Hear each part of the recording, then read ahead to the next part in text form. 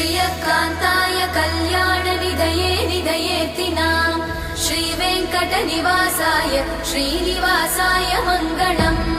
लक्ष्मी सविभ्रमालोकसुभ्रूविभ्रमचक्षुषे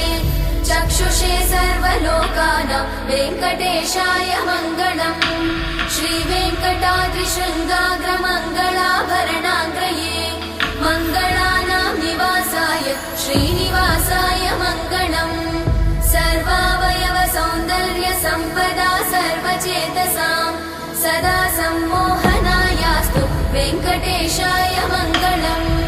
नित्याय निरवध्याय सत्यानन्दचिदात्मने सर्वान्तरात्मने श्रीमद् वेङ्कटेशाय मङ्गलम् स्वतः सर्वविदे सर्वशक्तये सर्वशेषिने सुलभाय सुशीलाय वेङ्कटेशाय मङ्गलम्।